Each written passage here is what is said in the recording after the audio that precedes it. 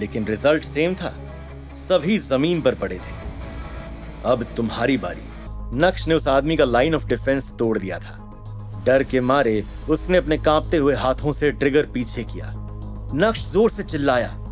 ये बिल्कुल भी अच्छा नहीं था, क्योंकि जिस डायरेक्शन में उस आदमी ने गन पॉइंट की वहां पर एक छोटी बच्ची बैठी थी। क्योंकि उस लीडर के हाथ कांप रहे थे, इसलिए गोली कहीं पर भी चल सकती थी। जैसे उसने ट्रिगर दबाया, वैसे ही नक्श ने एक फ्रैक्शन से भी कम समय में उस लीडर के हाथ का डायरेक्शन देखा और बिना कुछ सोचे समझे उस छोटी बच्ची को बचाने के लिए कूदा। वो बच्ची तो बच गई, लेकिन वो बुलेट सीधा नक्श की कमर पर लगी। अपने दांत को पीसते हुए नक्श ने गहरी सांस ली और भयंकर दर्द में होने के बावजूद भी जैसे तैसे जमीन से उठा।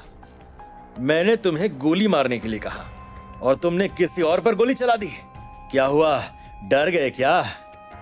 जबरदस्ती अपने चेहरे पर मुस्कान लिए नक्श ने कहा। अगर डर गए हो तो फिर ये बैंक कैसे लूटोगे?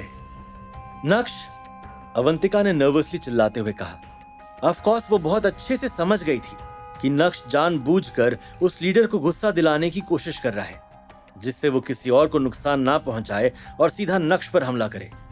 क्योंकि अब तुम में इतनी हिम्मत नहीं है कि तुम मुझे शूट करो, तो फिर इस गन का अब क्या काम? फेंक दो इसे और एक असली मर्द की तरह मुझसे लड़ो। मुस्कुराते हुए नक्श ने उस लीडर को ललकारा। Shut up!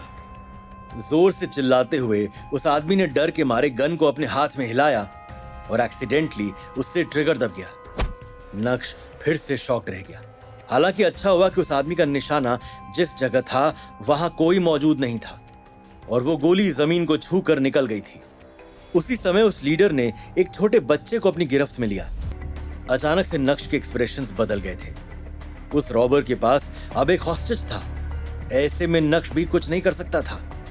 गहरी सांस लेते हुए उसने कहा, देखो, शांति से काम लो, हम आराम से डिस्कस कर सकते हैं। डिस्कस?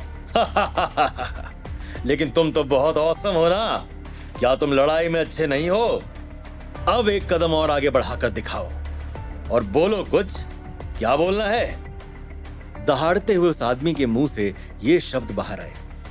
उसी समय वो सारे रॉबर्स जो जमीन पर गिरे थे वो उठ खड़े हुए।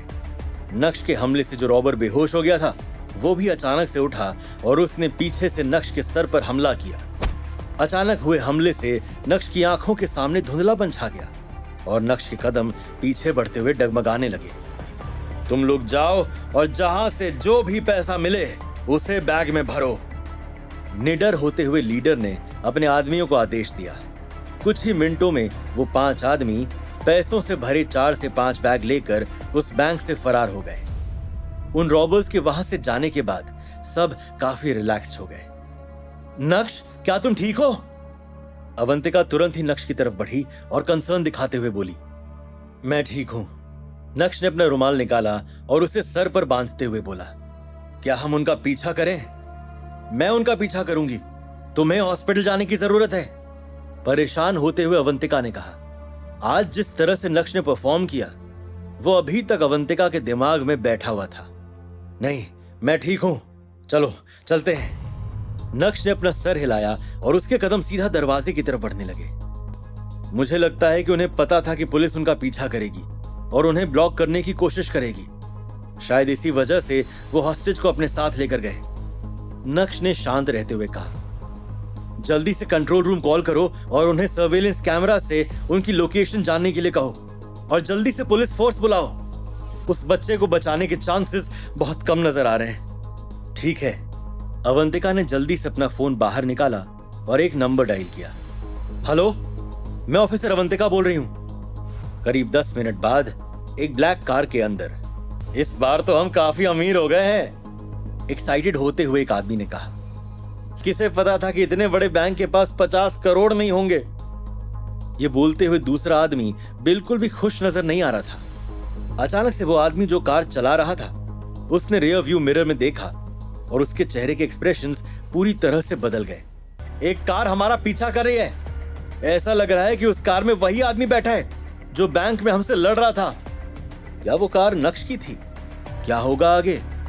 ये जानने के लिए देखिए अगला एपिसोड सिर्फ पॉकेट FM के YouTube चैनल पर। और इंस्टा एम्पायर के सारे एपिसोड सुनने के लिए डिस्क्रिप्शन में दी गई लिंक से डाउनलोड कीजिए पॉकेट FM।